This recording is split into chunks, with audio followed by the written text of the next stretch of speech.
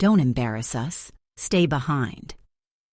That is what my daughter whispered at the border crossing, her lips barely moving, her hand tightening around her youngest child's shoulder, as if she feared that my presence alone might invite some shame or ridicule upon her family. I heard the words as clearly as if she had shouted them across the metal booths and the yellow lines painted on the pavement. And though I did not reply, though I let my eyes fall to the ground and I pretended to check the clasp of my handbag, the sting of those words was so sharp that I felt it cut deeper than any insult I had heard in my 78 years of living. My name is Margaret, though I cannot remember the last time anyone in my family called me that. I am usually Mom or Grandma or simply her, spoken quickly in the third person when they are discussing logistics and want to make it clear that I am included as an obligation rather than a choice. I live alone in a small apartment in Buffalo, the kind with narrow radiators that clank in the winter and windows that never quite shut against the lake wind. And I have not taken many trips in the last 2 decades, partly because of money and partly because no one ever asked me to join them. But this time my daughter insisted, or at least gave the impression that it would be nice if I came along, because they were driving through Canada on their way to a vacation house, and it would be easier for me to ride with them than to stay home in August heat without air conditioning. I agreed, because when your child extends even the smallest thread of inclusion, you hold on to it, not because you are desperate, but because you remember the softness of their baby breath, the weight of their head on your chest when you carried them, the nights you sacrificed your sleep to make sure they could grow into adults who now have the arrogance to scold you for existing too loudly in public. We had been waiting in the long car line at the border for more than an hour, the children restless in the back, the air conditioning barely keeping up with the summer glare, and my daughter tapping her nails against the steering wheel while her husband scrolled through his phone as if his attention could not be wasted on the inconvenience of travel formalities. When our turn finally came, the officer at the booth leaned forward, and before my daughter could press her stack of passports through the open window, his gaze fell on me. "Ma'am, may I see your documents?" he said, not unkindly, but with the crispness of someone who has been trained to recognize who carries history in their eyes. I handed him my worn passport, and tucked inside it was the military spouse card that I had kept since my husband served decades ago. He looked at it, straightened slightly, and gave me the smallest nod, a gesture of recognition that needed no words. And then, to my astonishment, and to my daughter's visible irritation, he lifted his hand in a brief salute before scanning the papers. It was a simple courtesy, a mechanical reflex perhaps, but to me, it was a reminder that once upon a time I was not invisible, that once upon a time my name carried respect, not dismissal. My daughter's jaw tightened, and that was when she muttered those words, "Don't embarrass us, stay behind," as if respect directed at me was a stain on her carefully arranged image. I wanted to protest, to ask her why she thought my dignity was an obstacle, but instead I shrank back in the seat, folded my hands in my lap, and allowed her to collect the passports again. Silence pressed into the car like heavy wool, and the children, oblivious to the currents running through their elders, argued softly over a video game. I stared out the window at the flags fluttering against the bright sky, at the painted arrows directing us forward, and thought about all the borders I had crossed in my life. I thought of the time I carried both of my children alone through the Frankfurt airport with 2 heavy suitcases and a stroller after my husband was deployed. How no one saluted me then, but strangers offered me water, directions, even their arms to help me carry the bags. I thought of the time we moved back from base housing to a small rented house in upstate New York, and I had to navigate the bureaucracies of utilities and schools without guidance. My English still tinged with the accent of my parents who had come from Ireland. Back then, I never doubted my ability to manage. I never thought of myself as a burden. Yet now, with every mile we drove past that border, I felt my daughter's words carving into me, stripping away not only my present dignity, but also the memories of competence I had once clung to. By the time we reached the highway on the Canadian side, I had already decided that I would not cry. Not in front of them, not alone later in the hotel bathroom, not even in the privacy of my own bed. Tears would give her victory, and though she may never know it, I will not grant her the satisfaction of thinking she succeeded in silencing me with shame. But inside, beneath the practiced composure of an elderly woman who has learned to swallow insult after insult with the bitter patience of age, something was breaking. The introduction to this story is not gentle, not tender, because the wound was not given gently. It was delivered like a command, sharp and cold, as though my existence were a liability. And so I begin here, not with who I am in the quiet of my apartment, not with the hobbies I keep or the books I read to pass the evenings, but with the sentence that tried to erase me. Don't embarrass us, stay behind. That was my daughter's instruction, and those were the words that pulled me, unwilling but awake, into a reckoning with my own life. The true catalyst of everything that followed came not from my daughter's whisper, cruel as it was, but from the moment the border officer returned my passport to me and spoke with a respect that seemed to belong to another era of my life, one I thought had long been erased by years of being treated as little more than a fixture in the background of family gatherings. He held my gaze for just a second longer than necessary, and though it was nothing more than a flicker, I felt the weight of my past pressed into that silence. The sacrifices of a young wife who packed and repacked boxes through endless moves, who learned to raise children on her own while her husband served, who stood at attention during ceremonies in the rain, who never once asked for recognition because she believed that duty and love were enough. That salute, so brief and almost careless, was a spark thrown into dry tinder.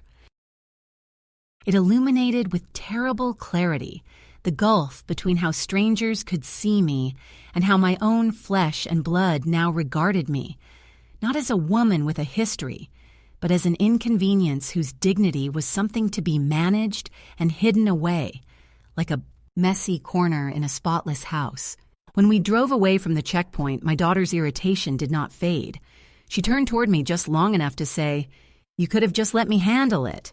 They don't need to hear your whole story. I had not told them my story, of course. I had only handed over my documents in the way all travelers must. Yet her comment revealed something raw, something she had long carried, the belief that my existence is embarrassing, that my past should not intrude upon the clean narrative she tells about herself and her family.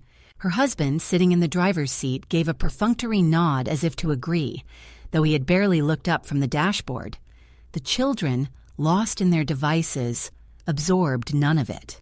But I absorbed every word, and they settled in me like stones, heavy and unmovable. That evening, when we reached the small hotel where we were to spend the night before continuing on to the lake house, my daughter moved quickly at the reception desk, arranging rooms, making sure her credit card was used, gesturing toward me without even turning her head, saying, "And she'll need a ground floor room? She doesn't do stairs well." The clerk smiled kindly at me, but I felt a wave of humiliation. Yes, my knees ache. Yes, stairs are no longer my friend. But the way she announced it, the tone of dismissal rather than care, made it sound as if I were some package requiring special handling, not a person with preferences and pride. I wanted to tell the clerk that I had once walked miles to and from base schools with toddlers in tow, that I had once carried laundry baskets up 3 flights of housing stairs in the heat of July, that I had once moved furniture alone when no one else could help. But I said nothing. I simply accepted the key and followed the bellboy to the room, where I sat on the edge of the bed and stared at the neat, impersonal furnishings, the bland prints on the wall, the television bolted to the dresser, and wondered how quickly a life can shrink from command to dismissal. Later that night, I could hear muffled laughter from the room next to mine, the room where my daughter and her family slept. I recognized the rhythm of her voice, bright and sharp as she told a story I could not quite make out. I thought of how often she tells stories about her childhood in which I am absent, as though she raised herself out of the air, as though the sacrifices I made were simply invisible acts that did not merit memory. I thought of the time she broke her arm falling from the jungle gym and how I sat with her through the night in the emergency room, holding her hand as she drifted in and out of sleep, whispering that she would be all right. I thought of the time I sewed her prom dress late into the night because she had changed her mind about the color at the last moment and there was no money to buy a new one. These memories lived in me like carved initials in wood, indelible, but to her they seemed erased, and in their place was this person who could look at me across a border checkpoint and say, "Don't embarrass us." The catalyst was not just her words, but the revelation they carried. She had already erased me. The next morning, as we loaded the car again, she repeated her refrain. "Just let me do the talking if anyone asks questions on the way. It's easier." I nodded, not because I agreed, but because I had no strength for another confrontation that would end with her exasperation and my silence. As we drove along the Canadian highways, the scenery green and endless outside the window, I turned my thoughts inward. I realized, with a kind of calm horror, that what had happened at the border was not an isolated insult, but a crystallization of something that had been growing for years. I had been slowly relegated from participant to bystander in my own family's life. At birthdays, I was asked to sit in the corner.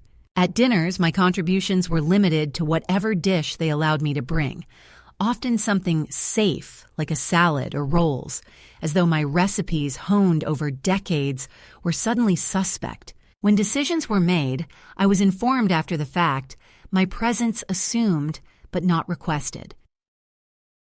I had accepted these indignities in small doses, convincing myself that they were normal, that all families eventually treat their elders with a certain impatience. But the border made it undeniable. In front of strangers, my daughter preferred to shrink me, to hide me, to reduce me to silence. And the world, ironically, had done the opposite. The officer, who did not know my name, had seen something in me worth acknowledging. That acknowledgement, brief as it was, worked like a mirror held up to my daughter's cruelty. For the first time in many years, I saw the gap between who I had been and who I had allowed myself to become in her eyes. I had been strong. I had been resourceful. I had been respected.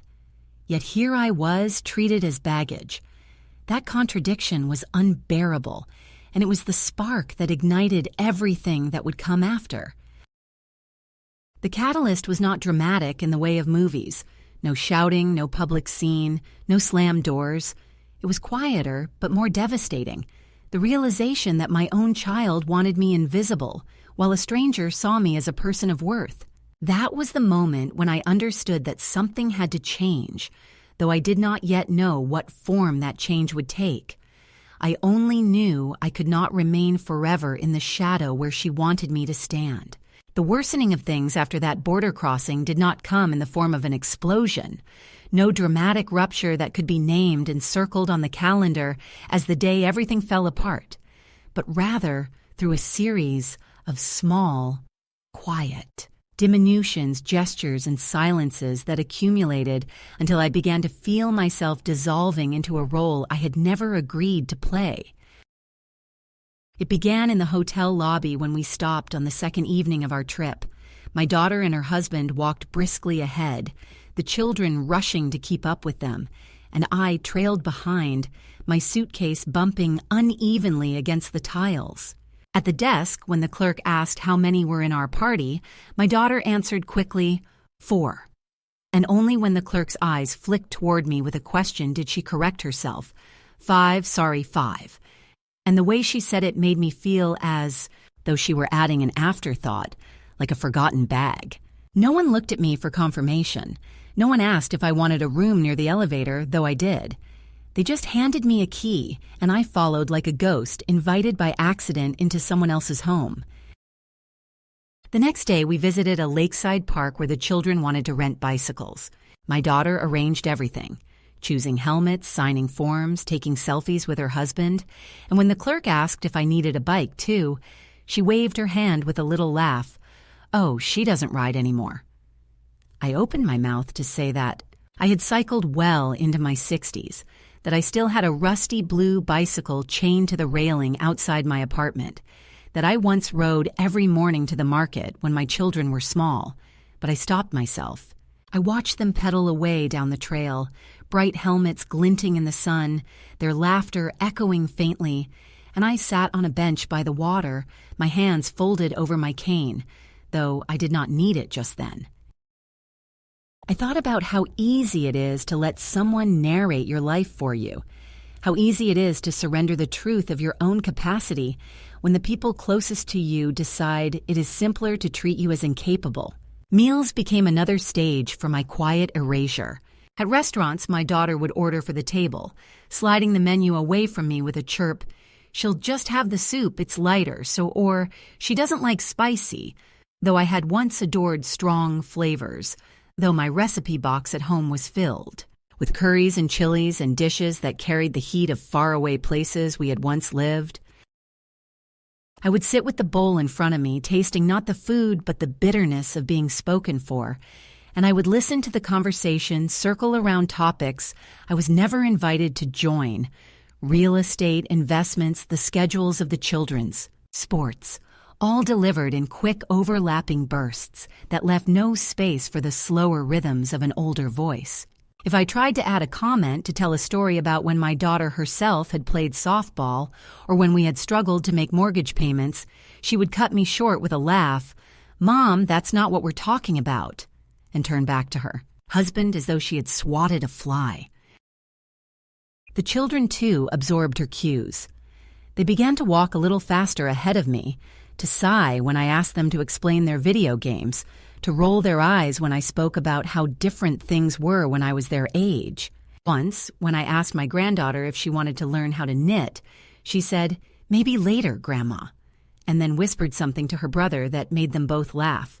I pretended not to hear, but inside I felt the echo of every time I had taught my own daughter how to sew a hem, how to cook a stew, how to save money by repairing instead of replacing. I wondered if those gifts had been forgotten, if they had evaporated the moment she decided that my presence was no longer a treasure, but an inconvenience. What made this stage of decline so painful was not the scale of the insults, but their invisibility. No one shouted at me. No one locked me away. They simply walked a little faster, spoke a little louder over me, chose a little more often on my behalf, until I began to feel like a shadow trailing a family who belonged entirely to themselves. Even when kindness appeared, it was laced with control.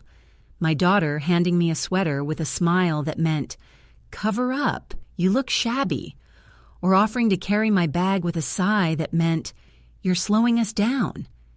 She thought she was managing me, like one manages an aging pet with food and shelter and the occasional pat on the head, never realizing that in doing so, she was stripping away the very fabric of my personhood. At night in the hotel rooms, when the family slept next door, I would sit awake in the dim light of a lamp and look at the few belongings I had carried with me. My passport, lying on the table like a symbol of independence that was no longer acknowledged. My old military spouse card, tucked safely in its sleeve. The same card that had drawn a salute from a stranger, but only irritation from my daughter. My small notebook in which I had begun, almost without realizing, to jot down thoughts, not because I intended to share them, but because I needed to remind myself that I still had words worth recording. The act of writing became a lifeline, a way of hearing my own voice in a world where my spoken words seemed to vanish before they reached anyone's ears. The escalation was subtle, like a tide creeping higher each day without notice, until suddenly the water is at your knees, and you wonder when it began. By the third day of the trip, I found myself automatically stepping aside when they entered a room, automatically waiting until they ordered before I even opened my menu, automatically lowering my voice when I spoke. These were not instructions they had given explicitly, but expectations I had absorbed, ways of survival in an environment where my presence was tolerated only if it was quiet and compliant. I began to recognize the shape of my own erasure, and though I felt anger rising in me, I also felt a terrible numbness, the kind that comes when you suspect that perhaps you are easier to forget than to love. I remembered something my husband once told me after returning from a deployment when he was weary and scarred by things he would not name. He said, "The worst battles aren't fought with guns, but with silence. Silence eats you alive." At the time, I thought he meant the silence of separation, the long months of not knowing if he was safe, the long nights of waiting for letters that never came. But now I understood another meaning, the silence imposed by those who claim to love you but cannot be bothered to listen. That was the battlefield I found myself on now, and each day of this trip felt like another skirmish, where the weapon was dismissal and the wound was invisibility. The shift began quietly, not with some blazing confrontation or sudden rebellion, but with a moment of solitude in a hotel room that smelled faintly of chlorine from the pool below and of the perfumed soap stacked in their paper wrappers by the sink. My daughter and her family had gone out for an evening walk, a brisk march along the waterfront that she insisted would be too much for me, so I was left behind with the television muted and the curtain half drawn against the orange wash of the streetlights. I sat on the bed and unfolded the thin wallet that I always carry in my bag, the same one I have had for decades, the leather softened with years of touch. Inside was a small photograph I had kept since my husband's years of service, one that showed him in uniform with our children at his side, their faces round and shining, his expression both proud and tired. I had looked at it countless times before, but that night it struck me differently, for I realized that when that picture was taken, I had been the one holding the camera, steadying the children, arranging their collars, making sure the moment was preserved, and yet in the photo there was no trace of me.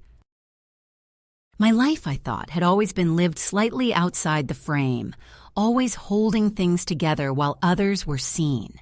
Yet I remembered the strength that came with that role, the resourcefulness it demanded, the ability to navigate airports with toddlers and suitcases, to argue with officials when paperwork was incomplete, to drive across states in cars that coughed and sputtered, to stretch money until it lasted through another month.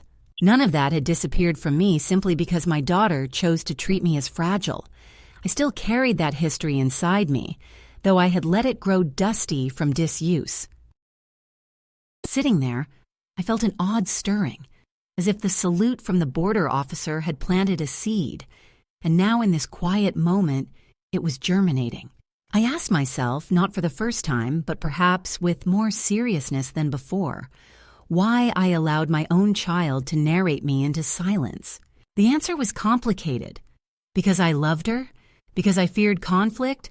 Because age had taught me patience, and patience had sometimes hardened into passivity. But the question itself was enough to open a crack in the wall of resignation that I had built around myself. I rose and walked to the desk by the window, where the hotel provided cheap stationery with its logo printed in blue ink. I took a pen from my bag and began to write, not a letter to anyone, but a note to myself. I wrote that I had crossed borders alone with 2 children when I was 26. I wrote that I had managed the household finances during years when my husband's paychecks barely covered necessities. I wrote that I had taught English to other military wives who were lost in a country not their own. I wrote that I had done all these things without applause, without thanks, and that I was proud of them. The words looked awkward on the page, uneven and cramped, but they felt like incantations, reminders of a truth that no dismissal could erase. When I finished, I folded the paper and slipped it back into my wallet next to the photograph, a private record of a life that had not vanished. Then I looked at my passport lying on the nightstand where I had left it. It was an ordinary booklet, creased and worn, but in that moment it seemed like more than just a travel document. It was proof that I was recognized by a world larger than my daughter's narrow gaze, proof that I belonged to a history and a nation that had not yet erased me. I placed it carefully back into my bag and felt a small surge of steadiness, like the ground beneath me had stopped shifting. When my daughter returned, flushed with the evening air, she looked at me with the usual brisk concern, asking if I had managed to heat the kettle for tea, as though I were incapable of pouring hot water. I smiled faintly and said yes, but inside I was no longer wounded by her tone. Something had shifted. I had begun to see her not as the arbiter of my worth, but as a woman blind to the depth of her own inheritance, blind to the strength she had come from. I pitied her a little, though I did not let it show. That night I slept more deeply than I had in many years, not because the bed was comfortable. It was not. But because I felt a resolve slowly forming, a recognition that while I might still walk quietly alongside them, I no longer needed to believe the silence they imposed defined who I was. The midpoint was not a loud awakening, but a subtle reorientation of my gaze. For the first time in a long while, I looked at myself not through my daughter's eyes, but through my own, and I remembered the woman I had been, the woman who had crossed real borders with determination and dignity. I realized I could begin, in small ways, to step back into that self, even if it frightened them, even if it caused discomfort. The journey ahead was still unclear, but the shift had begun, and once a shift begins, it cannot be undone. The real test of the small strength I had begun to recover came sooner than I expected, for the journey that had already felt like an endless rehearsal of my invisibility turned into something sharper, heavier, more difficult to ignore. It began with my daughter's words at breakfast on the 5th day, spoken casually but laced with the familiar impatience that by then had become like background noise. We were seated at a long wooden table in a lodge by the water, plates of toast and eggs set before us, sunlight cutting across the floor in bright stripes. I had taken a bite too slowly, perhaps, or paused to stir my tea longer than she thought necessary, for suddenly she leaned closer and hissed, "Stop, acting like people care who you are. You're making us look ridiculous." It was not said loudly, not enough for the waiter to hear, but it landed with the precision of an arrow. My husband had once spoken harshly to me in those years when the weight of military life pressed him into hardness, but never with that particular flavor of contempt. I froze, the fork heavy in my hand, and looked at her, but she was already turning away, smiling at her children as if she had only reminded me of some practical matter like salt or napkins. I swallowed my silence along with the food, but inside something twisted. It was not only her cruelty that shook me, but the realization that she had grown comfortable with it, that she believed herself entitled to speak to me in that way in public in front of her children, teaching them by example that their grandmother's worth was negligible. The children did not flinch or frown. They simply continued to chatter about the games on their phones, as if such dismissals were ordinary, as if they had already learned that I was not to be taken seriously. In that moment, I understood with painful clarity that invisibility is not a passive condition, but something cultivated, something rehearsed until it becomes natural for everyone involved.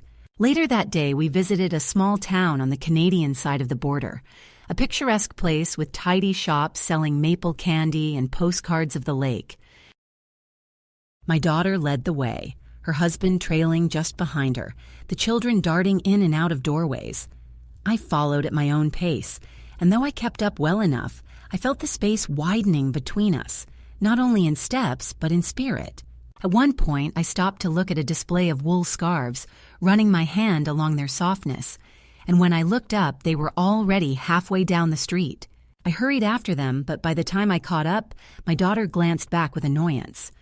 "You can't just wander off," she scolded as though I were a child.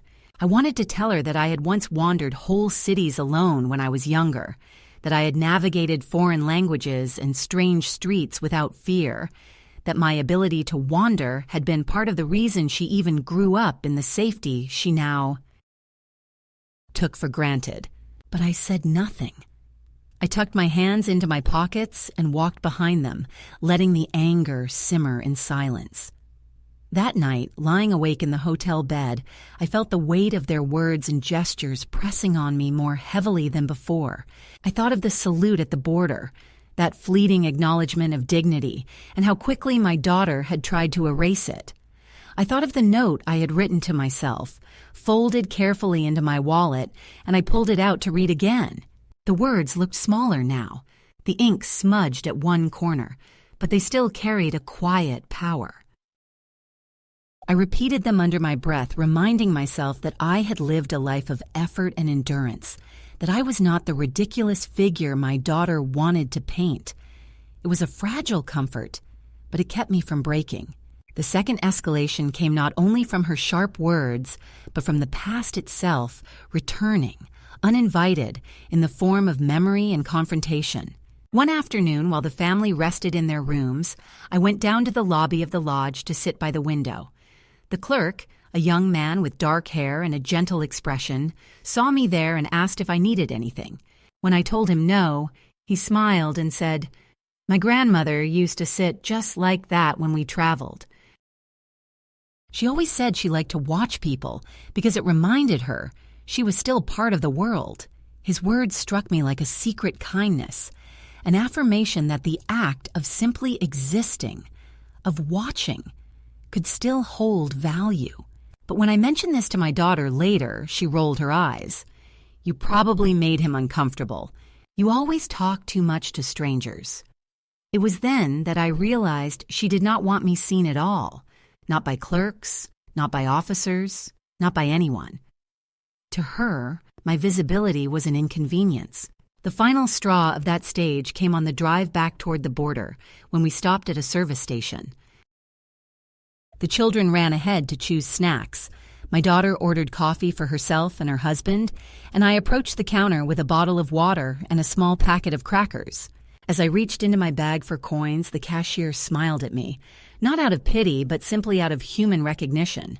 My daughter appeared suddenly at my side, thrust a bill toward the cashier, and said, "Don't worry, I've got it. She doesn't carry much cash."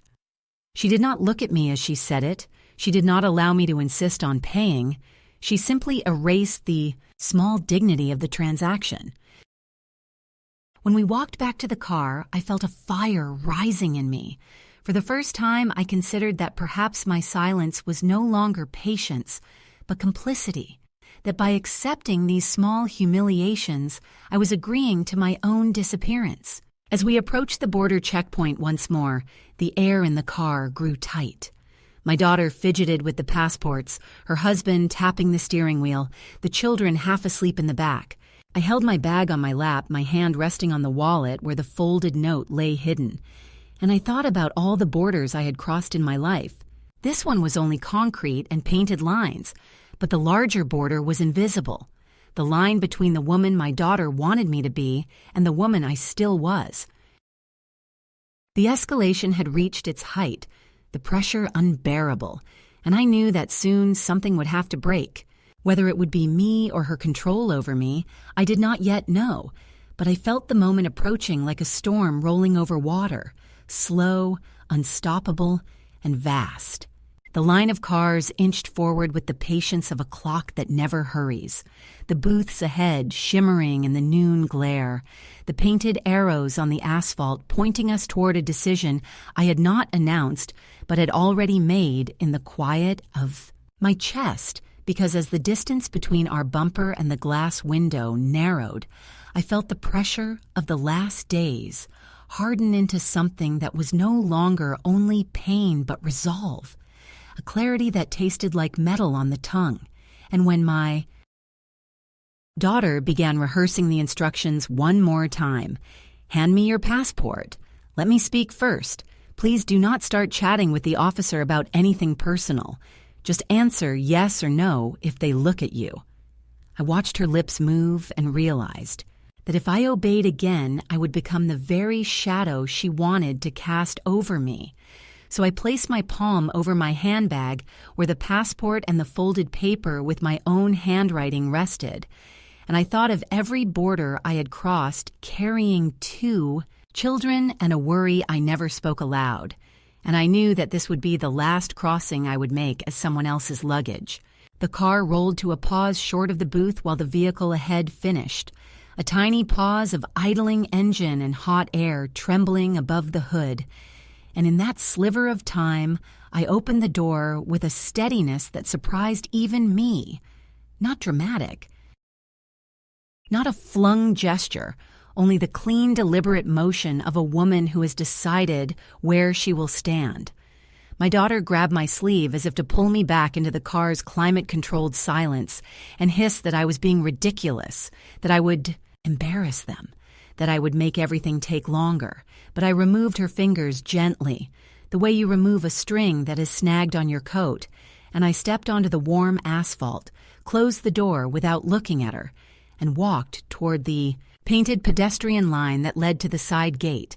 The officer in the booth lifted his eyes at the sight of an older woman leaving a vehicle and coming forward alone, his posture alert but not unkind, and before he could call out, I raised my passport in one hand and the old military spouse card in the other because I wanted him to see that I knew exactly what I was doing and that I was not fleeing or confused.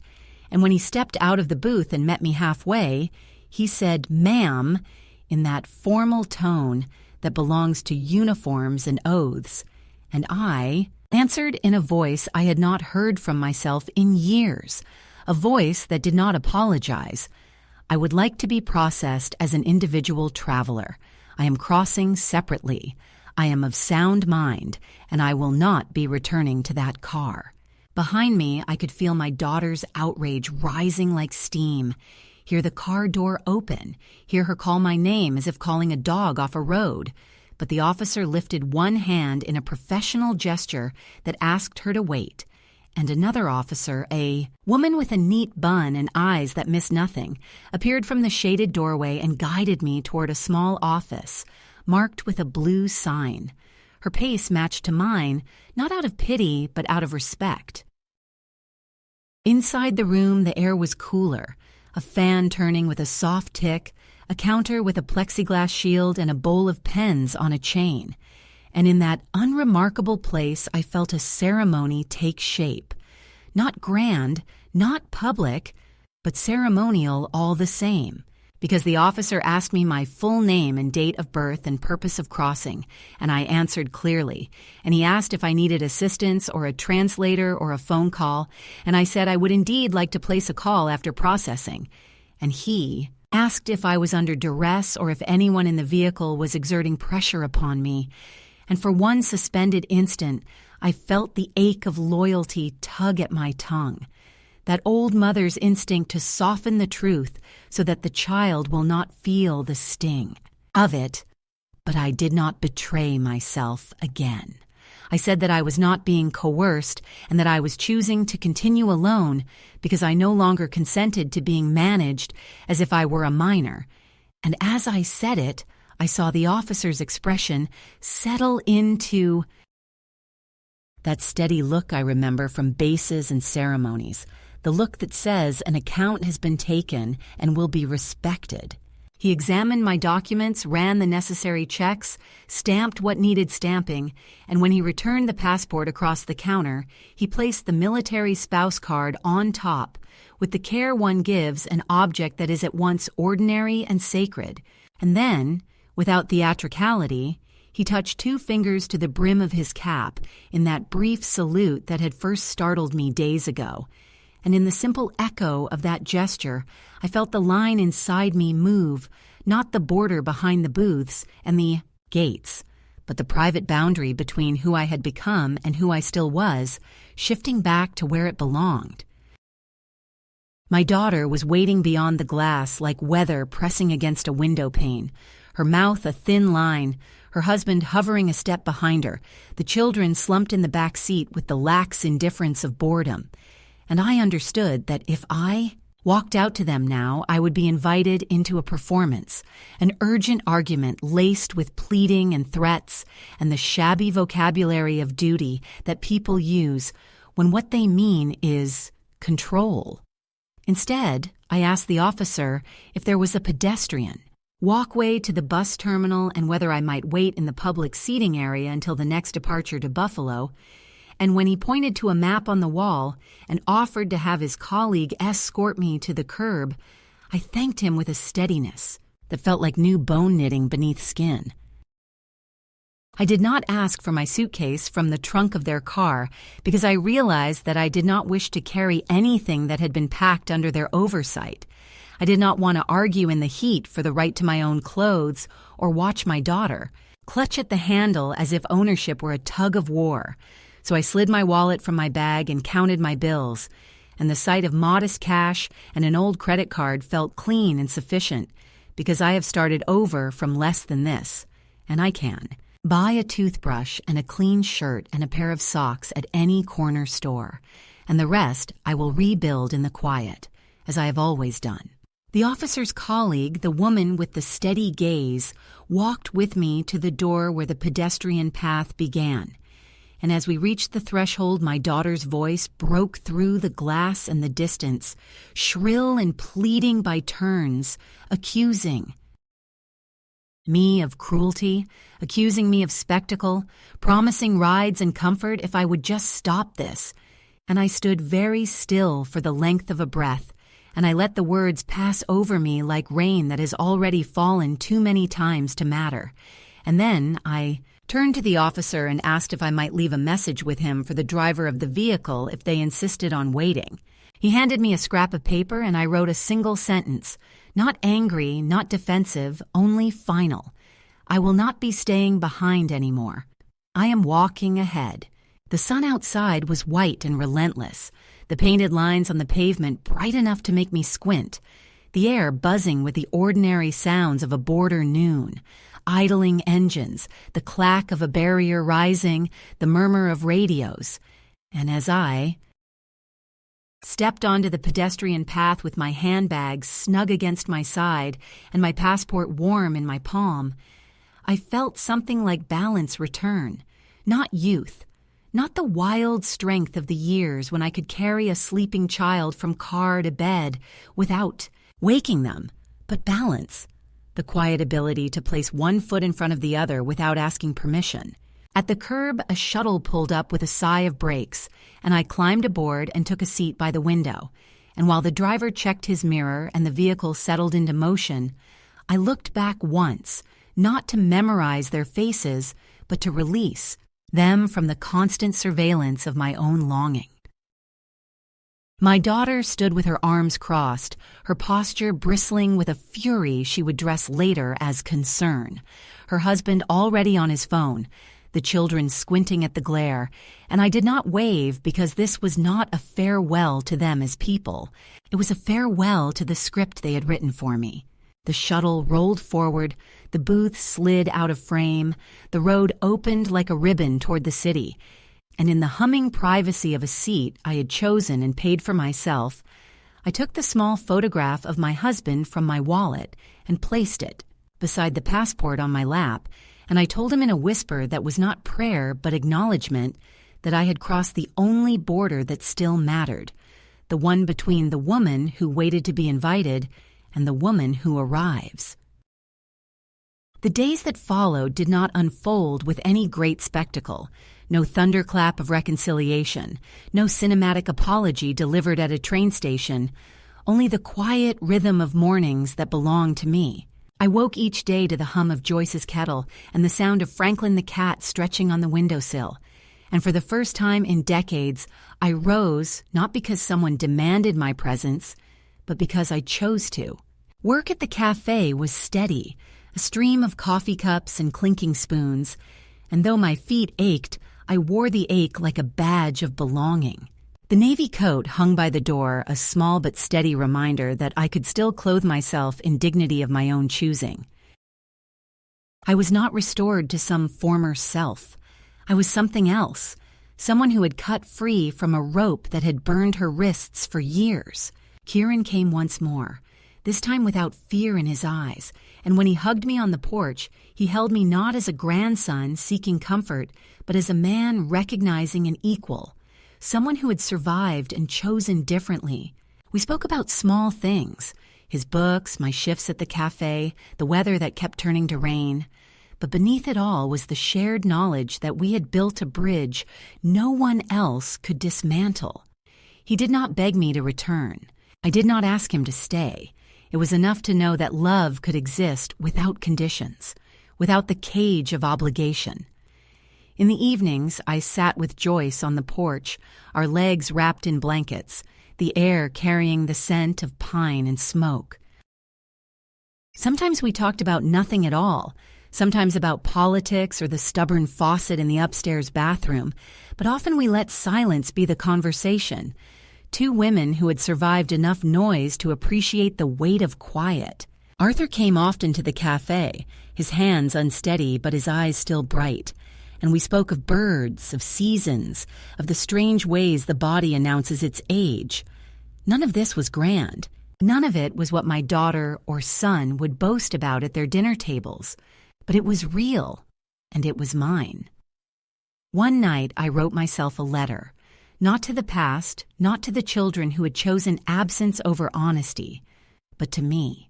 I wrote that I had not been abandoned, that I had been released, and that I had chosen not to crawl back, but to walk forward. I wrote that freedom is sometimes small, a paycheck folded in a pocket, a coat chosen with care, a cake carried into a potluck where strangers become neighbors. But that smallness can be holy. I tucked the letter into my dresser drawer behind the recipe cards I had carried through every move, as if to remind myself that recipes are not only for food, but for survival. So here is my ending, if it can be called that. I did not reconcile, I did not explain myself into exhaustion, I did not return to beg for a seat at a table where I had long been unwelcome. I sat instead at a different table, with Joyce and her cat, with Arthur and his stories, with Kieran when he came quietly and without fanfare. I discovered that the world does not end when a family decides you are inconvenient. It bends, it reshapes, it offers a quieter, truer place for you to stand. I am 78 years old.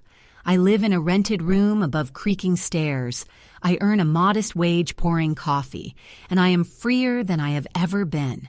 And if any woman hears this and recognizes herself in my silence, in my waiting, in my shrinking to fit into a space too small for her life, let her know this. You do not need their permission to step away. The door will open when you push, and beyond it is not emptiness but air, clear and sharp, waiting to fill your lungs.